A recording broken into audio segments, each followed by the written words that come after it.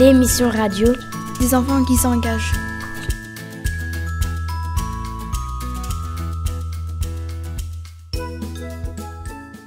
Moi, je m'appelle Léo et je travaille pour une association qui s'appelle le CEMO. Alors, je ne sais pas si plusieurs d'entre vous l'ont vu déjà. Alors, on n'est pas le CEMOM. Le CEMOM, ils font des stages de vacances, ils viennent dans la cour de récréation, ils font des activités les mercredis après-midi, etc. Et donc, nous, on n'est pas le CEMOM, on est le CEMO, donc C-E-M-O. Et on est situé à côté de la place Morichard, en face du parc aux Canards. Et on est une association qui fait de l'aide pour tous les jeunes et les familles saint-gilloises ou qui ont un petit lien avec Saint-Gilles. Dans mon association, il y a 20 personnes qui travaillent. Il y a un directeur, un peu comme à l'école, un monsieur qui est là en direction.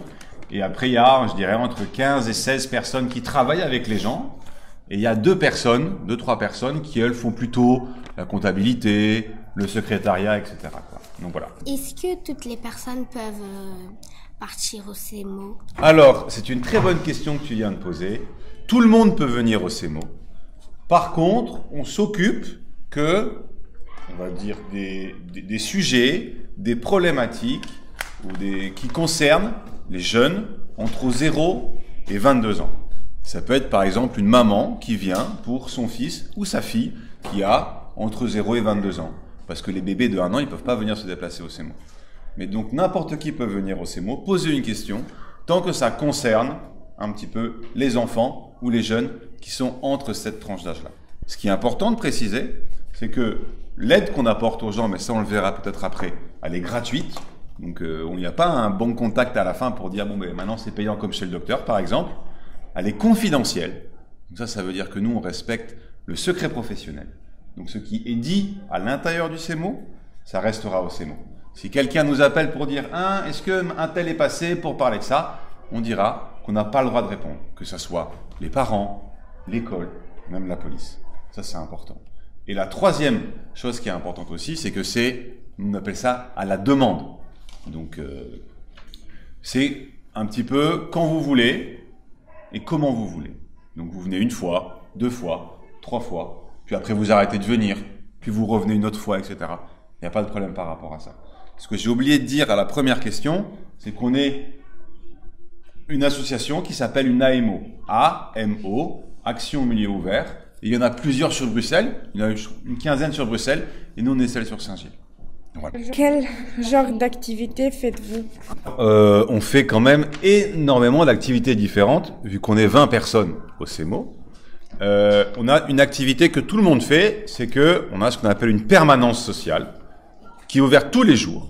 Et là, n'importe qui peut sonner, passer, et va être reçu par quelqu'un, ça peut être moi, ou un de mes collègues, et poser une question. Ça peut être, je viens faire un CV, je cherche un appartement, je veux changer d'école, je me pose des questions par rapport à quelle orientation je dois prendre en secondaire, toutes ces choses-là. Donc ça, c'est la permanence sociale. C'est une première activité. Il y a une deuxième activité qu'on fait, c'est que, et qui vous concerne aussi, c'est que des fois, on va dans les écoles.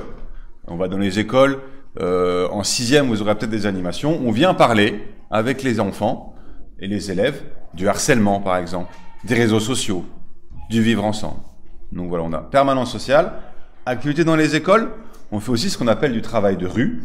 Donc on est présent dans la rue, sur la place Morichard, on est présent tous les mercredis après-midi avec une grande tente blanche. Il y en a peut-être qui l'ont déjà vu.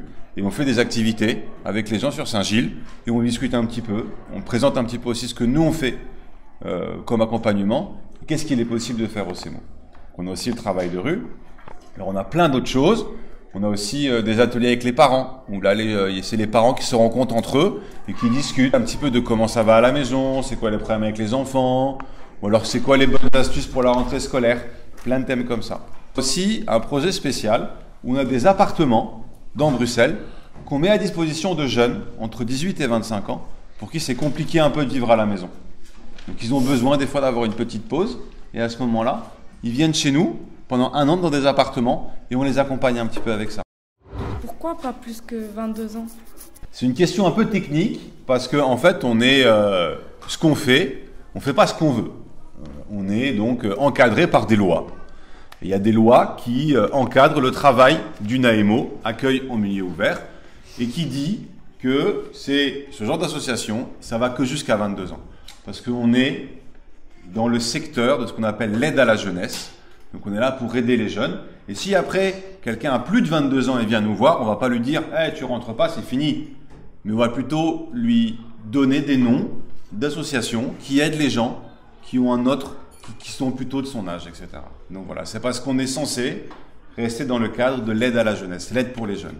Et que l'État considère qu'après 22 ans, on est moins considéré comme jeune. Au tout début, c'était que jusqu'à 18 ans. À 18 ans, on disait c'est fini. Maintenant, on a décidé qu'on augmentait jusqu'à 22 ans et peut-être que plus tard, on augmenterait jusqu'à 25, 30, etc. Mais pour l'instant, c'est la loi qui dit ça. Notre association, elle peut intervenir que pour des jeunes entre 0 et 22 ans. Voilà. Que faites-vous pour lutter contre la pauvreté? Qu'est-ce qu'on fait pour lutter contre la pauvreté? Alors, c'est que on accueille les gens et on essaie de trouver des solutions à leurs problèmes. La pauvreté, je crois qu'il y a une question qui va venir après. Hein. Pour vous, c'est quoi la pauvreté? C'est pas seulement ne pas avoir d'argent, c'est aussi ne pas avoir accès à toute une série de choses qui font qu'à un moment c'est compliqué et qu'on est dans une situation compliquée. Par exemple, un jeune qui vient parce qu'il n'a pas accès à la santé, parce qu'il ne sait pas où trouver un médecin, même s'il a l'argent pour le payer, il est quand même dans une situation compliquée. Donc nous, on va aider les personnes qui viennent à trouver des solutions à leurs problèmes.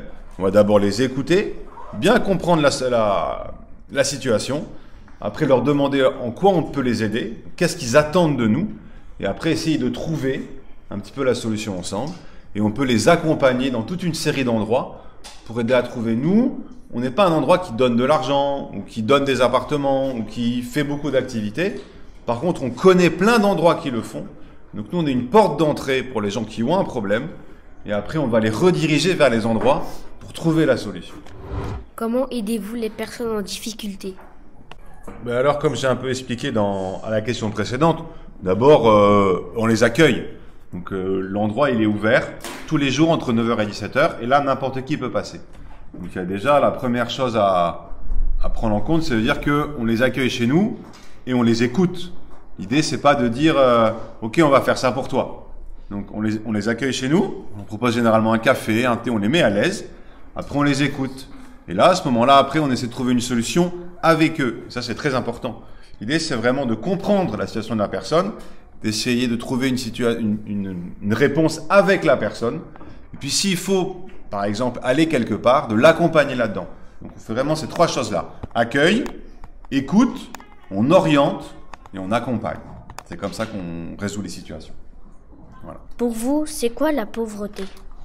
Donc, la pauvreté, c'est le manque de moyens financiers, le manque d'argent, mais c'est aussi le fait que, des fois, on n'arrive pas à avoir accès à nos droits en tant que personne. Puis on est plus dans une situation d'exclusion. Donc voilà, pour moi, c'est ça la pauvreté, c'est le financier, mais aussi l'exclusion de nos droits. Est-ce que vous aimez les pauvres? Alors, cette question, elle m'a fait rire. J'éprouve pas de l'amour pour les pauvres, mais j'aime aider les gens, et j'aime me rendre utile. Et je pense que c'est ça surtout qui m'aide à faire ce métier. Et j'ai envie surtout de me rendre utile et de contribuer à faire en sorte que le monde et les situations des gens aillent un peu mieux. Mais j'estime qu'il en faudrait de moins en moins des pauvres. Ce serait mieux pour tout le monde qu'il n'y ait pas de personnes pauvres. Pourquoi aidez-vous les gens? Alors, je vais répondre à deux choses. Pourquoi est-ce que moi, personnellement, j'aide les gens? Moi, j'ai eu la chance, je pense, en étant plus jeune, d'avoir eu de l'aide de mes parents, de mes amis, de mes camarades, etc. Il n'y a pas tout le monde qui a eu cette chance, cette possibilité. Donc j'ai envie peut-être un peu de rendre cette chance et de pouvoir aider les gens. Pourquoi est-ce que le CEMO aide les gens? Ça, c'est parce que l'État belge estime que il y a des gens qui ont besoin d'aide en Belgique et donc elle va donner de l'argent au CEMO pour justement pouvoir embaucher des gens, faire des activités avec les gens pour pouvoir les aider. Où va l'argent de votre organisation? Donc on est payé par l'État. L'État, qui sont payés par les impôts des gens, nous donne de l'argent tous les ans pour pouvoir travailler.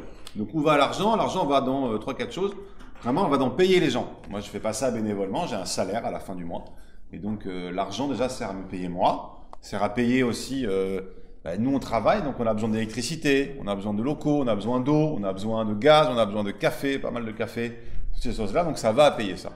Et puis, ça va aussi à payer les activités qu'on fait avec les gens. Est-ce que vous aidez d'une autre manière? J'ai déjà aidé d'autres manières. Par exemple, j'ai déjà travaillé dans ce qu'on appelle les écoles de devoirs. J'ai aidé des enfants à faire les devoirs, etc. Donc il y a plein de manières d'aider, mais pour l'instant, celle-là, elle me convient assez bien. Mais parce que je suis un petit peu, comme je disais, une porte d'entrée et j'aide à trouver des solutions. C'est pas moi qui suis là au quotidien. Mais il y a plein de manières d'aider et peut-être que plus tard, dans ma vie future, j'aiderai d'une autre manière. Et pour l'instant, celle-là me convient très bien. Est-ce que vous organisez des activités gratuites pour les enfants?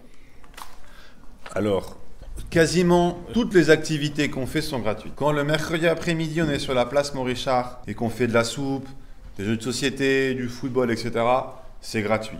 Pendant les vacances, on fait des sorties avec les jeunes. Par exemple, on va faire de l'acrobranche, on va à la piscine, on va au musée, on va au cinéma. Tout est gratuit également. On n'en fait pas beaucoup. Les seules choses qu'on fait un tout petit peu payer, c'est quand on part pendant les vacances d'été, on va faire des camps. Donc on va passer 2, 3, 4 nuits à l'extérieur, dans un gîte, dans les Ardennes, etc.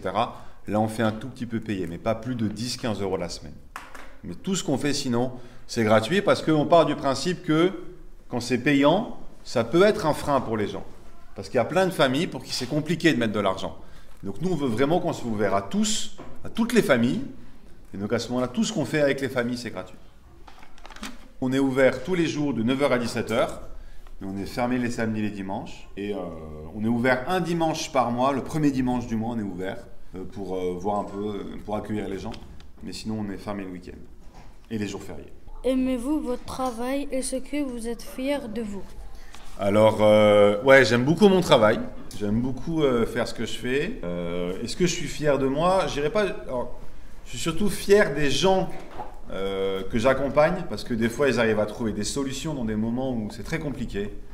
Je suis très fier des gens parce qu'ils me surprennent toujours. Par contre, je suis fier de travailler dans ce qu'on appelle le monde du social. Parce que je trouve que c'est un truc qui est nécessaire, il en faudrait plus. Est-ce qu'il y a de plus en plus des gens qui vous contactent en difficulté? Il y a de plus en plus de gens qui viennent nous voir parce que il y a eu pas longtemps, vous avez dû le voir, il y a eu la crise du Covid. Il y a eu aussi ce qui s'est passé avec la guerre en Ukraine. Donc il y a eu des problèmes au niveau des énergies, etc. Donc les gens deviennent de plus en plus pauvres ou sont dans des situations où c'est de plus en plus compliqué. Donc oui, on est contacté de plus en plus par des gens. Ouais. Connaissez-vous d'autres organisations qui luttent contre la pauvreté à Saint-Gilles? Alors il y en a plein. Si en plus on a un petit peu vu que la pauvreté c'était pas seulement le manque de moyens, d'argent, mais c'est aussi le fait d'être seul, etc. Il y a plein d'endroits comme les maisons de jeunes, les écoles de devoirs, toutes ces associations qui permettent aux gens de se retrouver et d'être ensemble. Il y a aussi des associations qui donnent des choses. Il y a les Restos du Cœur qui donnent à manger, il y a la Solidarité Grand Froid qui donne des jeux, des vêtements, etc. Donc Saint-Gilles est une commune où il y a plein d'associations qui luttent contre la pauvreté. Ouais. Merci beaucoup pour l'interview. Avec plaisir et n'hésitez pas à venir au CEMO. L'émission radio, Les enfants qui s'engagent.